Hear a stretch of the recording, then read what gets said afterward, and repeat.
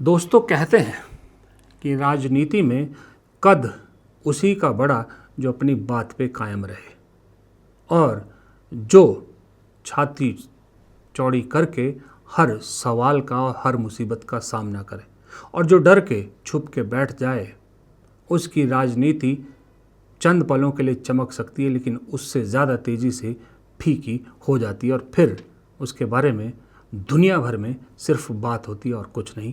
नमस्कार, मेरा नाम है प्रदीप चौहान। कि अमित शाह को क्यों निशाना बना रहे हैं राहुल गांधी? दरअसल ये बात तो राहुल गांधी को भी अच्छी तरह से समझ में आ चुकी है कि अगले कुछ महीनों में भी 2026 में या 2027 के पहले हाफ में देश की राजनीति करवट बदलने वाली है। ये तो बीजेपी के अंदर भी अब बहुत से लोग ये मान रहे हैं कि शायद नरेंद्र मोदी ये जो तीसरी टर्म है प्रधानमंत्री की, इसको पूरी ना करें। मजबूर होंगे प्रधानमंत्री बीच में इस्तीफा देने के लिए, क्योंकि जिस तरह से युवा खास करके जेन जी इस सरकार के खिलाफ हो गए हैं और सरकार उनके खिलाफ दिख रही है, कोशिश कर रही है अपने कोर वोटर को अपने पास रखने की, लेकिन वो हाथ से छिटक रहा है। अगर कोई जेनजी वाली बात पर कोर वोटर मोदी जी या बीजेपी की बात पर विश्वास भी कर रहा है तो वो चंदा चोरी वाले मामले पर हर्ट है, उसका दिल दुखा है। इसलिए नतीजे अभी जो बांकीपुर और जो दतिया के नतीजे आए और ख़ास करके गुजरात का भी नतीजा जहां मार्जिन इतना कम रह गया, बीजेपी को शेक कर दिया, हिला दिया, क्योंकि राष्ट्रीय अध्यक्ष की सीट चली गई। ये कोई छोटा मोटा मजाक नहीं। राष्ट्रीय अध्यक्ष चुना मोदी शाह ने चुना, किसी और की राय तो नहीं ली, इन्हीं दो लोगों ने चुना और उनके चुने हुए राष्ट्रीय अध्यक्ष के विधानसभा क्षेत्र में ये हो गया कि हर बूथ पर तकरीबन हार मिली। तो ये सब कंसोलिडेट हो रहा है और ऊपर से संसद में, जिस संसद मॉनसून सत्र में बड़े बड़े सपने बीजेपी ने देखे थे, बड़े बड़े सपने अपने समर्थकों को दिखाए थे कि अब ये होगा ये होगा। बीजेपी के समर्थक तो कहने लगे थे अब खुलेआम कि 2029 निपट गया, अब जो है आप मान के चलिए कि 2047 में ही कुछ होगा तो होगा, क्योंकि सरकार ने इतना जुगाड़ कर लिया है कि 29 में तो कोई हिला नहीं सकता। लेकिन किस्मत देखिए या बदकिस्मती देखिए बीजेपी की, सदन का तीसरा हफ्ता खत्म होने को आया है, गृह मंत्री अमित शाह, प्रधानमंत्री नरेंद्र मोदी सदन में आने की हिम्मत नहीं जुटा पा रहे। अब एक हफ्ता बचा, एक हफ्ते में क्या क्या कर लेंगे? 13 अगस्त को तो वैसे ही सेशन खत्म हो जाएगा। हिम्मत नहीं जुटा पा रहे और ये जो नहीं आ रहे ना सदन में, चलिए प्रधानमंत्री तो पहले भी कभी कभी आते थे, अमित शाह रेगुलर आते थे, अब अमित शाह नहीं आ रहे और विपक्ष कह रही है, कांग्रेस खास करके कह रहे, राहुल गांधी कह रहे हैं कि अमित शाह को सदन में बुलाइए। अमित शाह को जिम्मेदार ठहराना चाहते हैं, दिल्ली में जो छात्रों के खिलाफ कार्रवाई हुई उसके लिए माफ़ी मंगवाना चाहते हैं। अमित शाह सदन नहीं आ रहे हैं, उल्टा किरण रिजिजू को भेजा गया राहुल गांधी को पास मैसेज लेके कि कूल डाउन करने की कोशिश की गई, लेकिन राहुल गांधी आपको मालूम है जब अड़ जाते हैं किसी चीज़ पे फिर उससे पीछे नहीं हटते। इससे और ज़्यादा मैसेज खराब गया जब रिजिजू के राहुल गांधी को मनाने की कोशिश की खबरें सामने आई। अब ऐसे में जब सदन में भी नहीं आ रहे तो बीजेपी का समर्थक सोच रहा है कि आखिरकार ये इतने कमज़ोर कैसे हो गए। जो कहा जाता था कि इन दो लीडर्स के आगे पूरे हिंदुस्तान में किसी की चूं करने की हिम्मत नहीं, अकेले राहुल गांधी ने इन दोनों को सदन से दूर कर रहने पर मजबूर कर दिया। आज खुद बीजेपी के नेता बाहर आके लोग मीडिया से बात करते हुए कह रहे हैं कि प्रधानमंत्री और गृह मंत्री सुबह से शाम तक सदन में रहते हैं, सदन परिसर में रहते हैं, अपने ऑफिस में रहते हैं, लेकिन सदन के अंदर नहीं आते क्योंकि कांग्रेस जो है वो हुड़दंग मचाती है। हिम्मत नहीं कर रहे अमित शाह, हिम्मत नहीं कर रहे सदन में आने की। सोचिए, और ऊपर से देखिए गलती जब आदमी करता है ना, जब आदमी फ्रस्ट्रेट होता है, कोई रास्ता नहीं दिखता तो गलती पर गलती, गलती पर गलती करता है। ये सब के बीच में एक गलती और कर रहे हैं कि राहुल गांधी के छात्रों के प्रोग्राम को लेकर हर बार नौटंकी करते हैं, हर बार गलत मैसेज बीजेपी की तरफ से जाता है, हर बार उस प्रोग्राम को रोकने की कोशिश करते हैं और हर बार राहुल गांधी का प्रोग्राम पहले से बड़ा हो जाता है। कोटा में पहला प्रोग्राम था छात्रों की गूंज, वहाँ राज्य की बीजेपी सरकार ने लाख कोशिश करी उस प्रोग्राम को डिस्टर्ब करने की, लेकिन प्रेशर में आकर जगह देनी पड़ी और महा सक्सेसफुल वो प्रोग्राम हुआ। फिर देहरादून में हुआ तो उत्तराखंड सरकार ने लास्ट मोमेंट पे जो मेन ग्राउंड की परमिशन है वो कैंसिल कर दी। लेकिन राहुल गांधी मानने वाले थोड़ी, कांग्रेस ने दूसरा वेन्यू कर लिया। यहाँ भी नहीं रुकी सरकार बीजेपी की, ठीक राहुल गांधी के वक्त में एक फ्री शो रख दिया, पंजाबी एक सिंगर का शो रख दिया। तब भी राहुल गांधी का शो उस सिंगर के शो से ज़्यादा सक्सेसफुल हुआ। अब बारी प्रयागराज की, उत्तर प्रदेश की। 8 तारीख को, परसों राहुल गांधी का प्रोग्राम है। 2 दिन पहले वहाँ पर भी जो केपी कॉलेज है, जो कॉलेज है कायस पाठशाला, उसके ग्राउंड की परमिशन रद्द कर दी जाती है। और रीज़न क्या दिया जाता है कि सुप्रीम कोर्ट का 2022 के डिसीजन का। फिर से वही चीज़, एक ही चीज़ रिपीट की जा रही है और समझ में नहीं आया कि ये तो रुकने वाले तो है नहीं, कांग्रेस का कोई कैंसिल तो होने वाला नहीं है, ये प्रोग्राम फिर होगा और होके रहेगा। अब आपने और मजबूर कर दिया युवाओं को कि जाओ भाई, राहुल गांधी से इतनी डर रही है सरकार, पूरी जगह पूरे देश में डर रही है, तो इसका मतलब राहुल गांधी की बात में दम है, इसका मतलब जाना चाहिए, सुनना चाहिए। यही हो रहा है और इसीलिए कांग्रेस कह रही है, अब तो खुलेआम कह रही है कि राहुल गांधी का खौफ मोदी शाह को न सोने देता है न जागने देता है। डरते हैं राहुल गांधी से, ये आपको सामने दिख रहा है। संसद में भी डरते हैं और बाहर भी डरते हैं। डरने दीजिए, हम भी डराते रहेंगे। देहरादून के बाद प्रयागराज के कार्यक्रम को लेकर खबर वही तो बात कर रहा हूँ कि डरते हैं, वो डरते हैं राहुल गांधी से। संसद में भी नहीं आते राहुल गांधी के सामने, और जहां राहुल गांधी छात्रों की गूंज करने जाते हैं वहां हर बार प्रॉब्लम करने की कोशिश करते हैं। करते रहे, ये छात्रों की शक्ति है, ये राहुल गांधी की शक्ति है, ये विपक्ष की शक्ति है। इसके आगे इनका डर कामयाब नहीं होगा। हम अपना काम करते रहेंगे, ये कार्यक्रम होके रहेगा। जो आदमी सोचता है कि मैंने सब कुछ पा लिया जिंदगी में, जो सदन के अंदर छाती ठोक के कहे कि एक अकेला सब पर भारी, समझ लो कि उसी दिन उसका पतन शुरू हो जाता है। और दूसरी तरफ जो 1000 मुश्किलों, लाख कड़े इम्तिहानों के बावजूद संघर्ष करता रहे, समझ लीजिए उसका निखरना तय है और उसका तप के सोना बनना तय है। ये भारत की राजनीति में इस वक्त दिख रहा है। जिस दिन प्रधानमंत्री मोदी ने सदन में वो जो छाती ठोकी थी, मेरे जैसे बहुत से लोगों को उस दिन समझ में आ गया था कि अब प्रधानमंत्री, जो प्रधानमंत्री चुनाव के दौरान कह चुके थे कि मैं बायोलॉजिकल नहीं हूँ, मैं जो है मेरा सीधा कुछ कनेक्शन है, और उस पे वो एक अकेला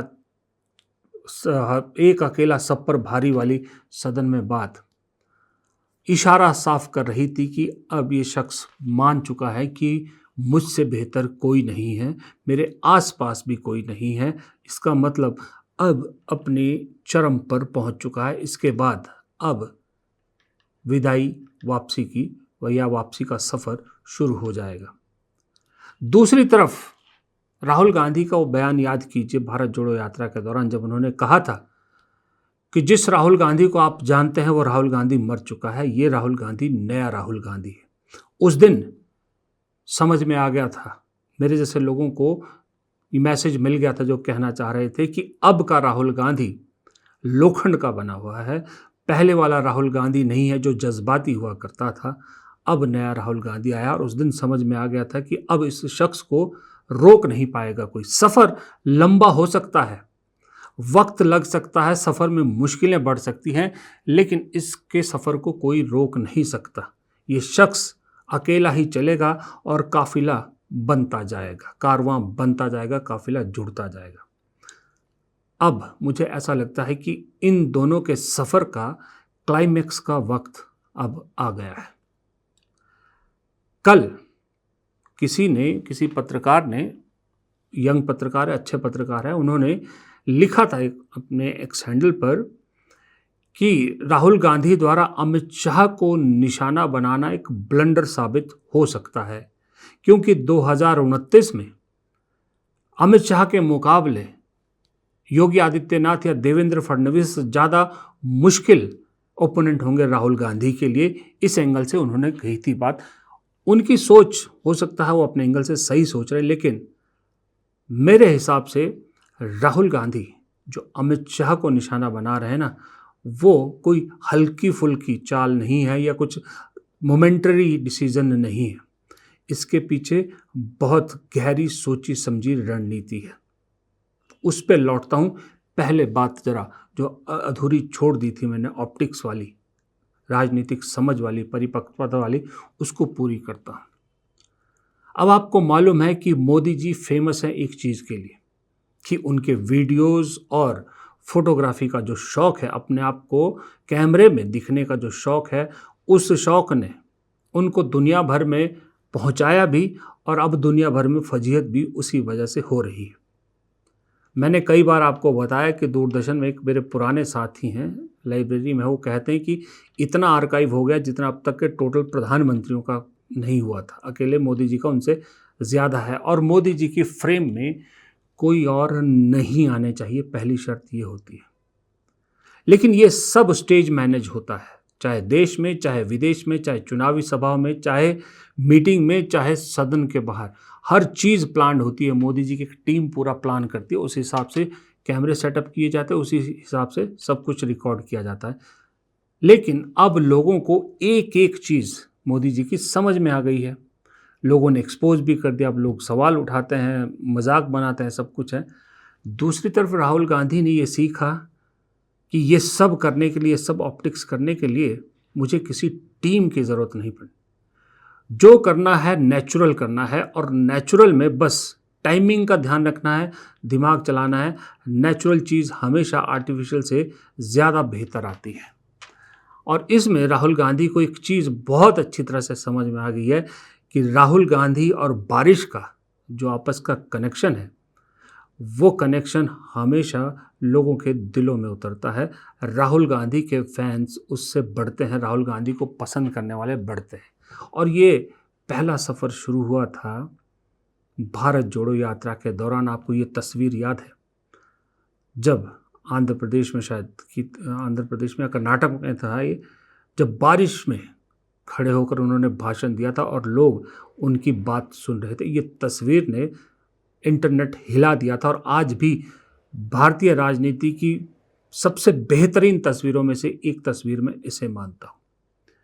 फिर इसी तरह की एक राहुल गांधी की तस्वीर आई जब वो समाधि पर खड़े थे, शायद अपने पिता की समाधि पर खड़े थे, बारिश या पता नहीं महात्मा गांधी की समाधि या किसी की समाधि पे था, माफ़ कीजिएगा, आप गूगल कर लीजिए, इसलिए क्षमा चाहता हूँ मैं।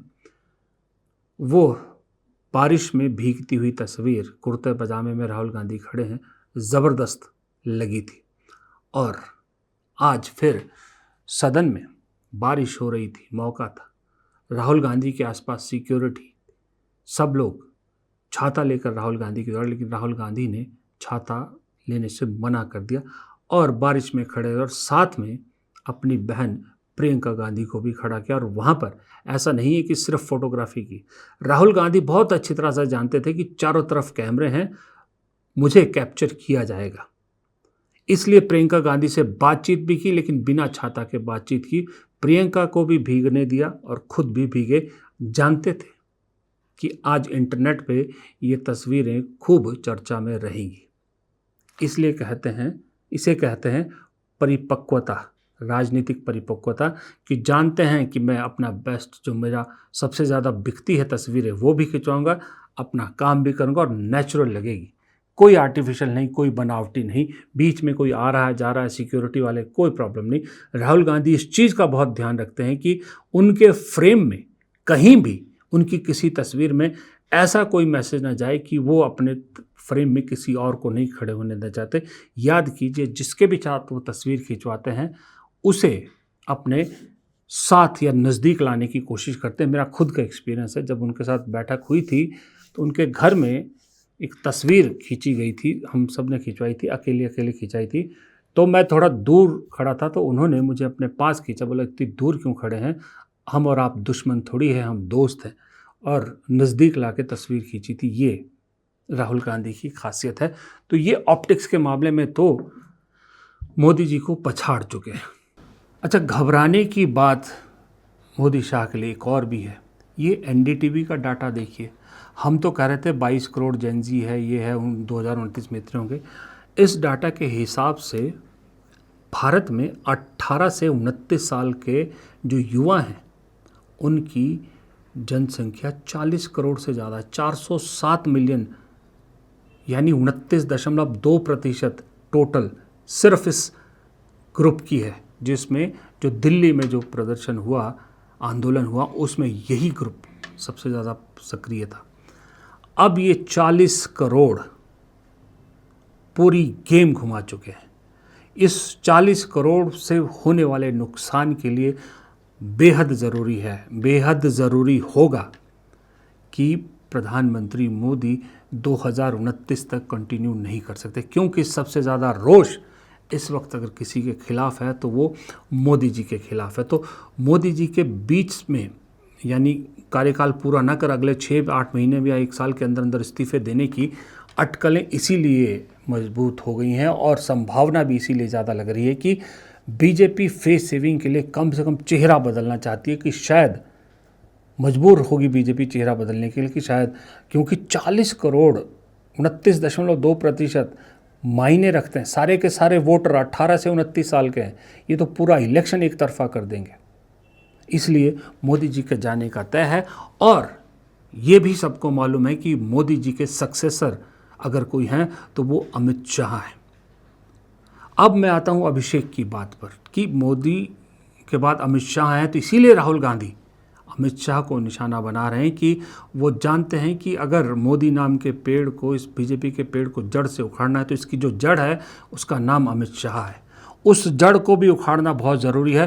वो जड़ उखड़ेगी, ये पूरा सिस्टम उखड़ जाएगा, क्योंकि चाहे वो प्रधानमंत्री हों, चाहे वो सरकार हो, चाहे वो बीजेपी संगठन हो, चलता अमित शाह पे ही है। सब कुछ अमित शाह चलाते हैं, मोदी जी चेहरा हैं, ये बात तो आप मान के रख लीजिए। चलाते सब कुछ, जो पुर्जा है वो अमित शाह हैं, उसी पुर्जे को ढहाना चाहते हैं। अगर अभिषेक की बात की मैं बात करूं, अगर उनके हिसाब से चलें कि भाई अमित शाह को छोड़कर योगी आदित्यनाथ और देवेंद्र फडणवीस को निशाना बनाए राहुल गांधी, तो मेरे हिसाब से देवेंद्र फडणवीस तो कहीं गिनती में है नहीं। और अगर अमित शाह को छोड़ दिया जाए तो लगता है कि योगी आदित्यनाथ योगी आदित्यनाथ को लखनऊ से दिल्ली की आने देंगे, यूपी की सीमा भी पार करने देंगे। पूरा कंट्रोल अमित शाह के हाथ में है, वो योगी आदित्यनाथ को नज़दीक में नहीं फटकने देंगे। अमित शाह और मोदी जी दोनों पूरा जोर लगा देंगे कि 2029 में अगर मोदी नहीं तो अमित शाह होंगे। और इसलिए राहुल गांधी चाहते हैं कि मोदी जी तो निपटने ही वाले हैं, इसमें तो अब कोई दो राय नहीं है।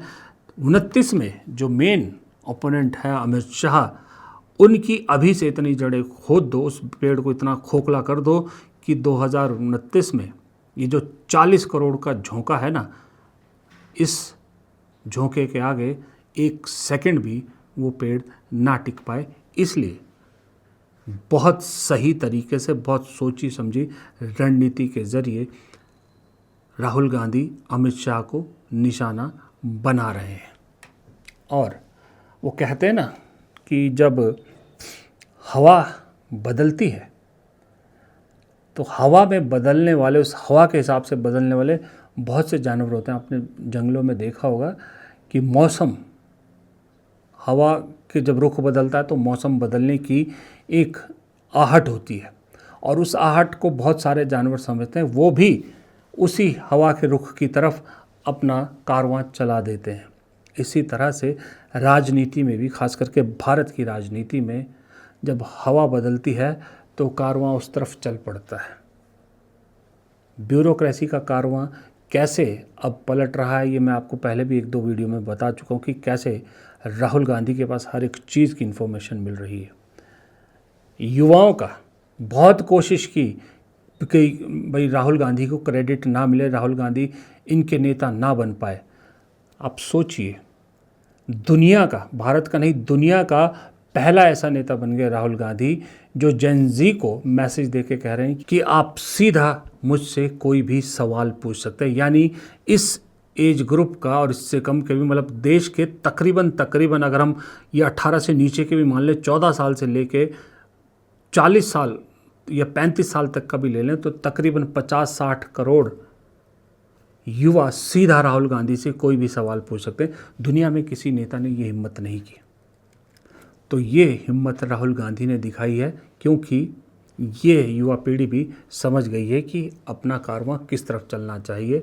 और एक कारवां ये देखिए, कल जिसका मैंने जिक्र किया था, इन्हीं युवाओं के कंधे पे चढ़ के जो नए गांधी बनना चाह रहे थे, सोनम वांगचुक, उनका भी देखिए एक दिन में ही, कल तक उनको अपनी सेहत और इंडियन रेलवे और सरकार नज़र आ रही थी बहुत अच्छी, अचानक से कहते हैं कि मैं तो राहुल गांधी का फ़ैन हूँ, मेरी पत्नी और मैं चाहते थे कि मेरा अनशन राहुल गांधी के हाथों टूटे, जो ना हो सका।